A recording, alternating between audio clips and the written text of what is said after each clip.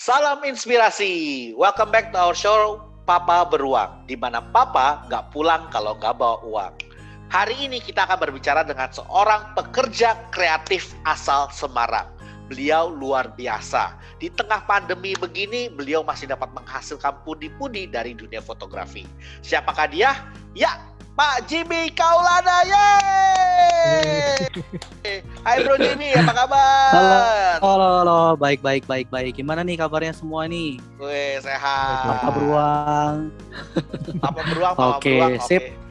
Jadi gimana? Udah minum susu beruang? Mahal banget ya, mahal banget ya.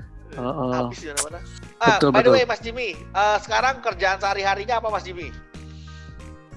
Kerjaan sehari, makan tidur. Nggak bercanda. Gua suka gaya lu. Makan tidur dapat duit. Wah, enak banget ya kayaknya. Gila. Itu Yang pasti dimasukin masih, teaser tuh. yang pasti masih berkreasi sih, masih berkreasi lewat foto, video gitu loh. Masih bisa. Pokoknya kerja aja terus sampai tetangga kira kita piara babi ngepet ya. Weh, ini ujung-ujungnya nih ceritanya kripto nih ya. Bukan ya guys, bukan. Guys, Mas Jimmy, tadi gue lihat teasernya keren banget. Mas Jimmy, kalau kita mau ngelihat channel Mas Jimmy atau Instagram Mas Jimmy, di mana sih portofolio Mas Jimmy? Oke, langsung aja. Pokoknya teman-teman yang suka foto video, apapun tuh bentuknya, ya kan, outputnya foto video, langsung aja ke Instagram gua, namanya Jikaoru, Jikaoru. Kayak YouTube-nya juga sama, Jikaoru, Jikaoru. Gak apa-apa, tapi Unik. memang isinya keren banget. Lu mesti lihat, dia banyak banget main wedding dan suite dan pre-suite. Itu keren banget, bener-bener sinematik lah kalau gue bilang. Lu bisa lihat sendiri. Dan beliau base-nya di Semarang. Mas Jimmy, gue mau nanya, pertanyaan yang paling penting. Jadi fotografer, berapa sih sebulan gajinya? Ini jujur apa enggak nih? Coba kita tanya Pak Wahyu. Kalau sebelum pandemi ya bisalah 15 to 25 tuh bisa. Oke, karena selain foto video tuh sebenarnya sabetannya banyak sih. Maksudnya dalam arti dalam satu project gede itu bisa ada aja, kalau ada lah yang namanya buy one get something gitu ya. Tapi di fotografi ada yang namanya value for itu juga sih, paket. Jadi paketnya tuh ada satu udah ditetepin, lalu ada value lain yang bisa klien dapetin. Nah itu bisa kita charge lebih lagi kliennya. Jadi seperti itu. Jadi memang multi packaging ya, multi branding. Pokoknya bagaimana kita produk itu kita terjemahkan ke outputnya ya. Jadi kalau menurut Mas Jimmy, bisa nggak sih hidup dari foto doang? Kalau zaman sekarang ya bisa banget sebenarnya, ya kan, karena kita tahu sendiri kan sosial media ini kan begitu kuat kan, isinya juga foto video. Jadi konten-konten sekarang itu juga memaksimalkan apa yang ada foto dan video gitu loh, hampir di semua lini usaha, mau tuh lini usaha rumahan, UMKM ya kan, bahkan big company sekalipun mereka bener-bener pengen nonjolin foto video yang bagus gitu, portfolio bagus di perusahaan mereka atau di bisnis mereka. Dan menurutku itu kesempatan yang baik sih, kesempatan yang baik kita sebagai fotografer atau videografer atau pekerja seni memanfaatkan momentum seperti ini, karena semua orang lari ke sosial media. Ini luar biasa loh masukannya, karena banyak banget yang orang ngerasa fotografi itu hanya dipandang sebelah mata. Nah, tapi kata gue dengar-dengar nih, Mas Wahyu ini jangan lupa hari ini Papa Beruang juga ada ditemenin oleh Mas Beruang berarti ya. Yaitu Mas Wahyu. Mas Wahyu, ada pertanyaan apa buat Mas Jimmy? Yes, hai. Ya, aku mau nanya nih. Dulu awal mulanya pertama nyemplung ke fotografi, itu ceritanya gimana sih? Jadi sebenarnya itu sebuah accident sih sebenarnya. Waktu itu nggak mengenal dunia fotografi sama sekali sebenarnya. Jadi aku dan pasanganku married, dan istri married, terus kita mau punya anak, terus pengen banget tuh bikin foto-foto yang memorable buat anak kita. Tetapi setelah kita hitung tuh cost-nya tuh lumayan ternyata untuk hire seorang fotografer gitu loh. Kita cost, wah lumayan ini. Terus istri dengan Menteri Keuangan ideasnya, gimana kalau kita beli kamera aja? Terus aku tanya dong, gue tanya dong. Terus siapa yang foto? Ya kamu gitu ya, lu maksud sebagai ayahnya.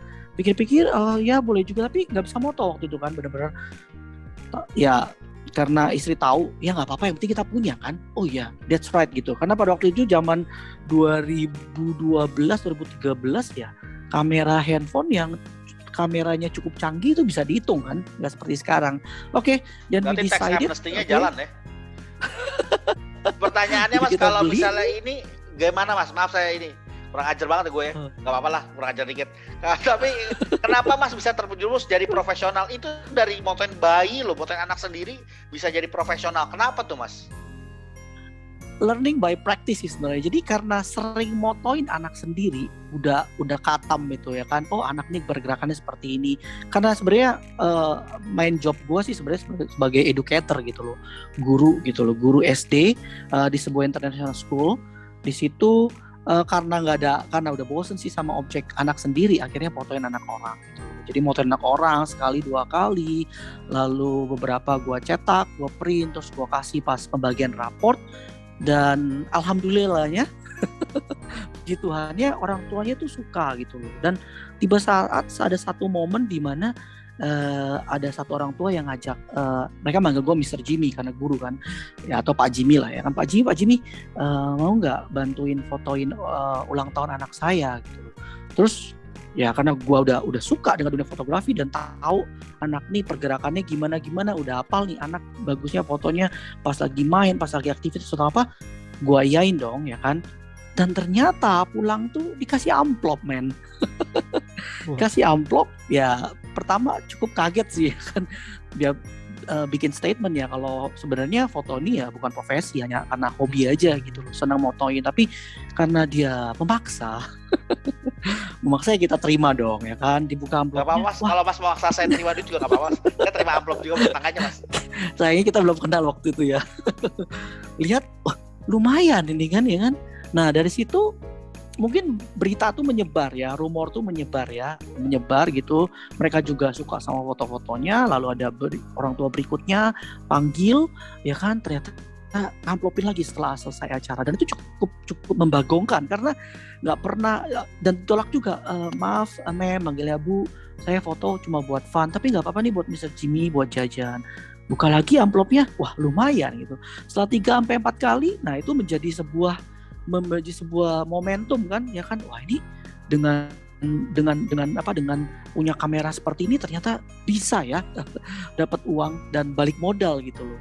Waktu itu mulai membuka diri setelah 3 tahun mantep belajar ya kan, ikut workshop juga, belajar sama komunitas. Nah ini komunitas teman-teman, ini penting banget soal komunitas dan juga teman-teman yang mendukung, mulai skill ditambah dan juga mulai mengerti bagaimana dunia perfotografian, bener-bener start dari awal, pemula, belajar banyak pokoknya, sampai pada titik sekarang ini yang sudah bisa menghasilkan income gitu buat saya pribadi dan juga keluarga, begitu. Keren banget. Ini pertanyaannya gue nih, yang tadi gue mengganjal di hati ya. Tadi kan lu bilang fotoin beberapa anak-anak dan lu cetak. Jadi lu ngeliatnya anaknya cakep atau maminya cakep? Di balik anak yang cakep biasanya ada mami yang cakep ya kan. Kita tinggal sortir aja anaknya, mana anak yang cakep, nah itu pasti maminya cakep. Tapi ya memang itu luar biasa ya proses bagaimana Mas Jimmy dapetin trust dari orang tua, dari satu parent ke parent yang lain, luar biasa ya. Nah Mas, sekarang lagi COVID Mas, itu ngaruh gak sih Mas? Sebenarnya ngaruh sih ya kan. Di awal-awal bulan tuh bener-bener yang loss gitu. Loss tuh dalam arti karena terbiasa foto occasion ya, foto seperti wedding, pre-wedding, sweet, 17 birthday, di mana itu harus ada physical event gitu loh, physical contact sama klien dan sebagainya. Itu benar-benar loss. 3 bulan pertama tuh benar-benar enjoy, yang hanya menikmati apa yang sudah sebelumnya didapat. Tapi setelah 3 bulan, setelah 2 bulan setengah tuh mulai berpikir kembali ya kan. Mulai berpikir kembali bagaimana caranya supaya tetap bisa survive gitu. Jadi tadi pertanyaannya apa? Aku lupa. Oke, Gue lupa pertanyaannya. gue nyambungin pertanyaannya. Jadi ini iya. kan sekarang ini COVID ya, impactnya kemana-mana. Nah efeknya kalau ke bisnis fotografinya Om Jimmy gimana? Ya, jelas nggak ada lagi yang namanya, bukan nggak ada lagi sih, event untuk seperti wedding, pre-wedding occasion seperti itu mulai jarang. Karena kan resikonya lumayan besar kan, ya kan, akan penyebaran virus. Ya, kayak pada waktu awal 2020 tuh beberapa temen juga udah mengalami impact-nya, bukan saya secara pribadi sih, karena fotografi hanya second job saya. Beberapa temen tuh sudah mulai jual gearsnya gitu loh. Mereka juga sudah mulai berpikir tabungan sudah mulai menipis sih sebenarnya. Mereka tuh mulai bergerak ketika tabungan sudah menipis gitu loh. Pada waktu itu ya strategi yang bisa aku lakuin pada waktu itu gue lakuin adalah gue kontak gitu loh. Gue kontak teman-teman fotografi gue gitu. Kita ada diskusi bareng juga gitu loh, gimana caranya. Terus juga gue mulai kontak klien-klien gue, ex-klien gue, terus kontak kerabat mereka, ya kan, dimana mereka waktu itu juga udah mulai usaha-usaha rumahan kan, kayak misalnya catering, food juga lain sebagainya. Dan itu sebenarnya tuh gue lihat tuh semua kayak merupakan sebuah kesempatan yang baik juga gitu, karena mereka juga butuh foto dan video yang bagus. Kenapa nggak gue manfaatin, walaupun gue sebenarnya fotografer yang weddingan kalau orang bilang kan, dan ini merupakan foto produk gitu loh. Dan gue mulai lihat, oh skillnya bisa dipakai juga gitu loh. Dan ini juga bisa jadi portfolio, bisa jadi ladang income juga. Akhirnya tekunin di situ dengan bantuan beberapa teman, relasi dan sebagainya, bisa tetap menghasilkan walaupun jauh sekali income-nya tuh sebelum pandemi gitu. Tapi bersyukur banget karena masih bisa menghasilkan dari skill fotonya gitu loh. Bisa survive tapi memang harus puter otak 2-3 kali lipat ya, supaya kita bisa tetap nemuin celah di mana bisa tetap dapat income begitu. Jadi intinya menyesuaikan sama kondisi yang ada saat itu gitu ya. Betul. Saat ini. Oke, betul. Masih pandemi, Bo. Jangan lupa pakai masker. 5M, 6M. Banyak 6M sekarang ya. 6M udah sekarang. 6M sekarang udah. Ada yang bilang 7 kayaknya deh. Gua nggak tahu dong. Di TikTok banyak gitu tips-tipsnya. Tips apa nih? Tips itu outfit selama pandemi. Sebenarnya lucu-lucu juga sih, dan menurut gue pribadi ya itu juga bisa jadi ladang untuk orang-orang yang suka konten video dan foto gitu loh. Bisa kita bantu mereka, influencer atau selebritis tiktokers, nah itu juga bisa. Iya sih, memang sih. Yang gua tangkap adalah Mas Jimmy menjaga relasi ya, karena sebenarnya gue juga kemarin baru motret. Sebenarnya kita bertiga ini suka motret. Kalau kamu lihat video sebelumnya belum lihat, silahkan cek sebelumnya yang Toyota. Nah, gue motret kemarin, tapi konsumen gue nggak declare bahwa standnya dia kena COVID. Terus 2 minggu kemudian anaknya kena COVID. Terus gue langsung hari itu juga gue swab dong berdua. Itu biaya motret sama biaya swab sama coy. Jadi ya, tapi ya pengalaman sih menurut gue, karena kesehatan. Nah next time biaya PCR atau swab dan sebagainya tuh bisa di-include sih. Sebenarnya ini out of the context dikit ya. Sebenarnya pas pandemik itu tuh gue sempet keliling sih pre-wedding gitu loh. Nah ini ada satu lagi values yang gue mungkin strategi, boleh share kan? Jadi waktu itu strategi gue seperti ini guys, karena tahu wedding bakal limited banget. Dan tim makin kecil, otomatis cuannya dikit kan, bener kan? Jadi cuannya itu gue larin ke pre-wed. Gue bilang sama klien seperti ini, wedding lu bakal terlimitasi, wedding lu bakal cuma bisa ngundang berapa orang, ya kan? Lu bakal hemat biaya catering, lu bakal biaya hemat gini. Gimana kalau alokasi dana itu kita larin ke pre-wedding yuk? Sebenarnya ada juga yang pengen ke Thailand waktu itu, cuma karena keadaannya memburuk, ya udah akhirnya kita cancel gitu. Jadi itu salah satu strategi sih, selama ngerjain wedding juga gue larin ke pre-wedding sih. Pre-weddingnya dibuat bener-bener wow gitu. Gitu sih. Jadi menurut Mas Jimmy sendiri bisa hidup gak sih? Kenapa? Bisa hidup gak sebagai fotografer? Tadi kan Mas Jimmy sempat bilang lu soalnya double job. Kalau bener sebagai fotografer pandemi begini bisa gak hidup sebagai fotografer? Bisa banget sih sebenarnya. Kalau gue yakin sih bisa, karena begini ya. zaman sekarang itu semua serba digital. Everybody needs good output foto dan video. Mereka mau bikin small companies gitu, kita masuk situ. Teman-teman influencer tuh makin banyak banget. Influencer tuh teman-teman yang mau serius di TikTok ya kan, teman-teman yang mau serius di YouTuber, kita bisa bantu mereka gitu loh. Tentu saja dengan deal harga yang nggak wow gitu. Tapi menurut gue pribadi kalau itu kita jalan benar-benar serius dan benefitnya tuh bisa dirasain sih. Kayak gue pernah misalnya sharing bantu salah satu YouTuber yang cukup terkenal di Semarang. Mereka tuh dari YouTube aja bisa dapat sekitar 24 sampai 30 juta per bulan. Waktu itu gue hanya bantuin 5 video klip mereka. Dan itu kita bagi hasil. Dan pertama sih cukup kaget gitu, masa sih sebesar ini ya kan? Karena mereka pertama mau sharing.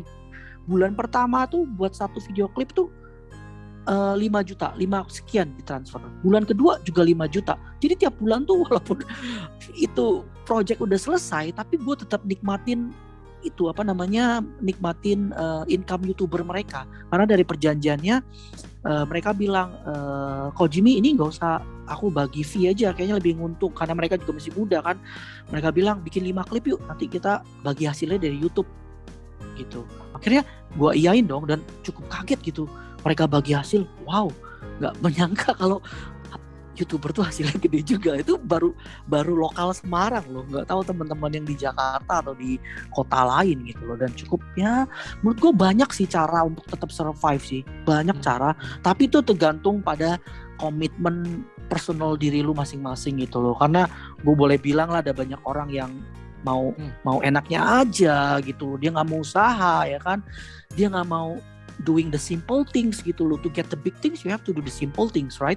Tapi kalau setia sama kerjaan yang kecil-kecil gitu, itu juga yang pasti bangun relasi juga ya kan. Terus juga gimana how you present yourself gitu di depan orang lain ya kan. Personal branding atau punya grup branding lu gimana. Terus juga yang terakhir juga manajemen keuangan yang baik sih. Karena jujur aja beberapa temen yang fotografer tuh videografer tuh mereka emang suka foya-foya gitu. Gearless lah ya kan, beli gears yang sebenarnya nggak dibutuhin gitu loh. Karena mungkin gue beli gear ini karena kalau gue beli gear ini nanti harga paket gue naik. Nah, apa yang terjadi waktu udah beli gear ini paket harga nggak naik, hasilnya lu kudu bayar ya lu nggak balik modal. Bayar cicilan dulu ya. Gitu. Depresiasi. Iya, jadi menurut gue personalnya cukup harus digodok dulu lah. Lu orang seperti apa gitu loh. Siap gak gitu maksudnya dengan tantangannya. Tadi Tenang, siap Bang Jimmy, kalau lu mau buka cabang boleh hubungin kita. Tapi sorry, gue tangkap ada yang menarik tadi. Coach Jimmy kan nyampein bahwa fotografer gitu ya, itu juga berarti mesti harus nguasain manajemen itunya ya, manajemen keuangannya. Iya. Benar banget. Jadi kalau misalnya beli gear juga sebenarnya kan hitungannya harusnya ke investasi kan ya. Betul. Jadi gini, gue mau share nih ya. Kalau gue share dari segi agak dalam dikit lah ya, dari segi fotografer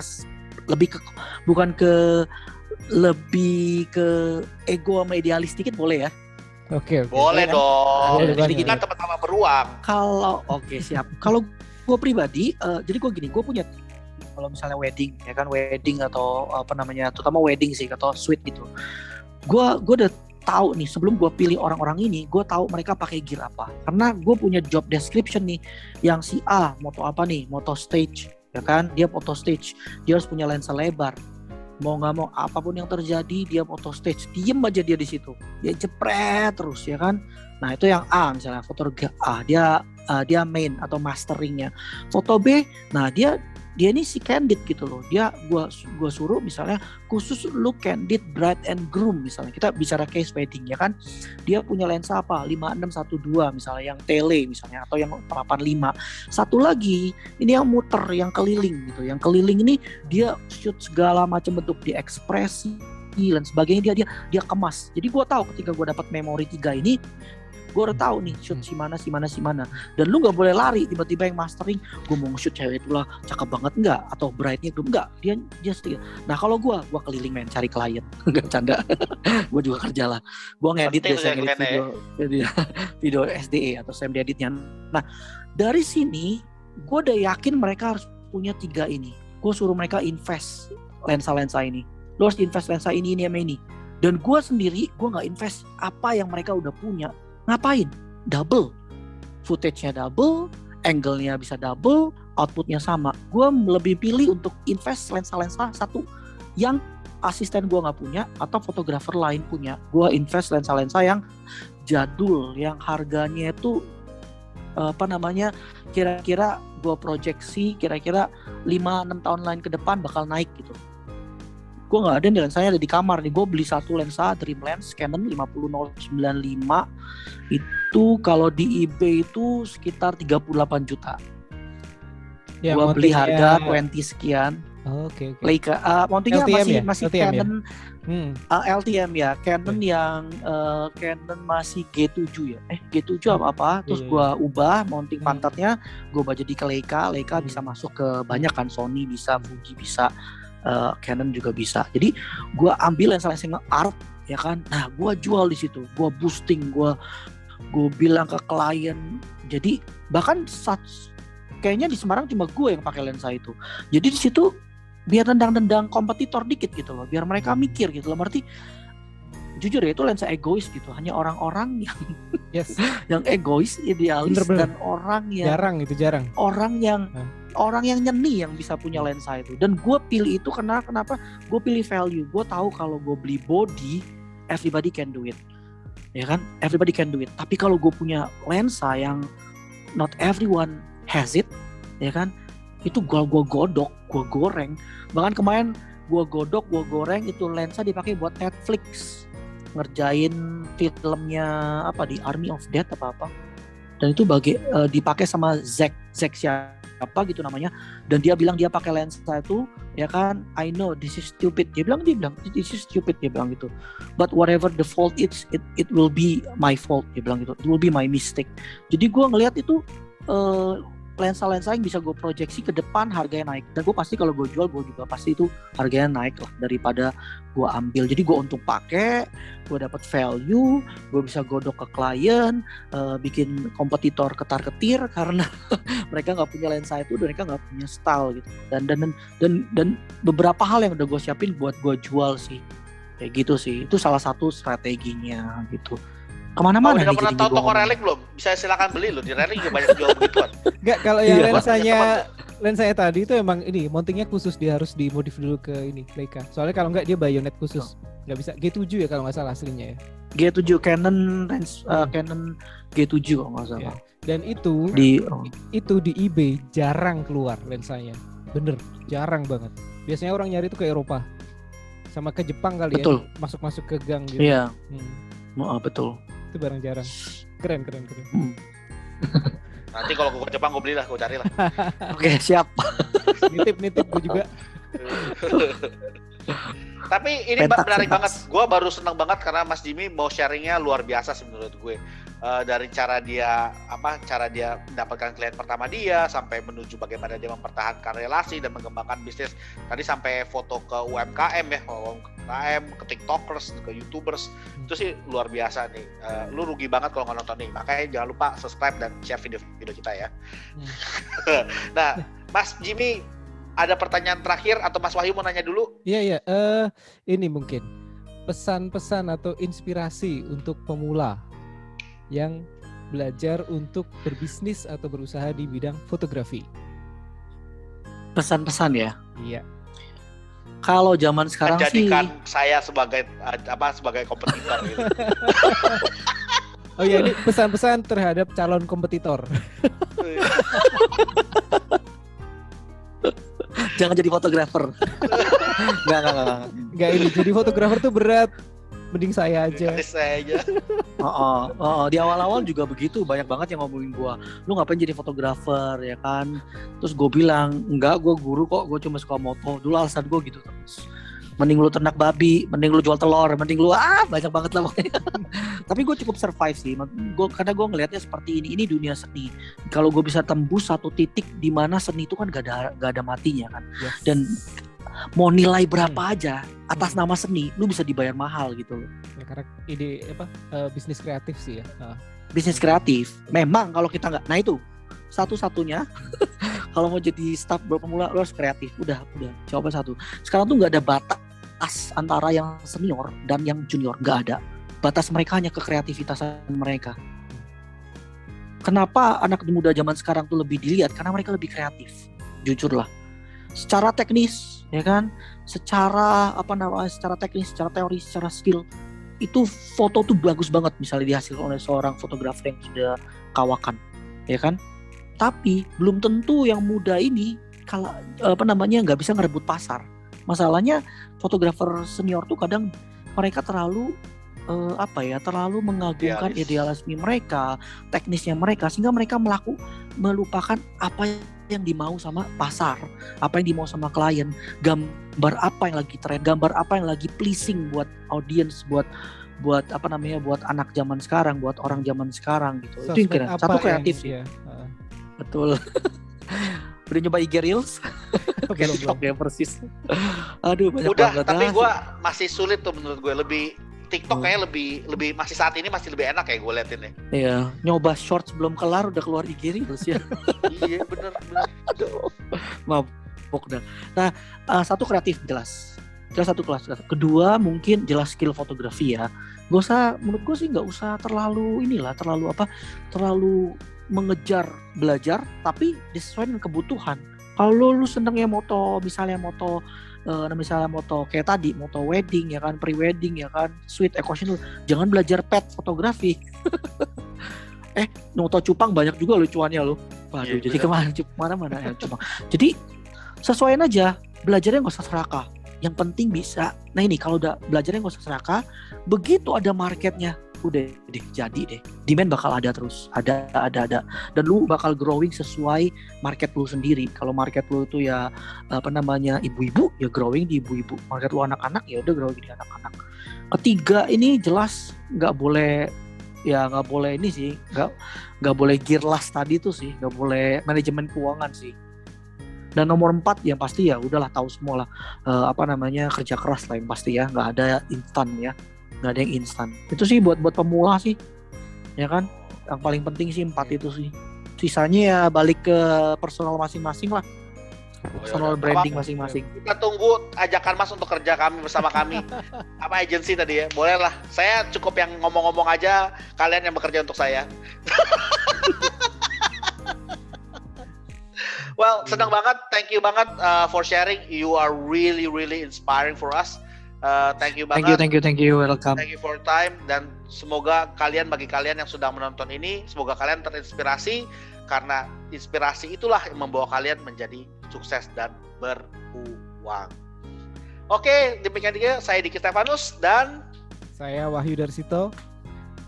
Dan ini kita izin pamit. Sampai jumpa lagi. Bye-bye. Oke, bye.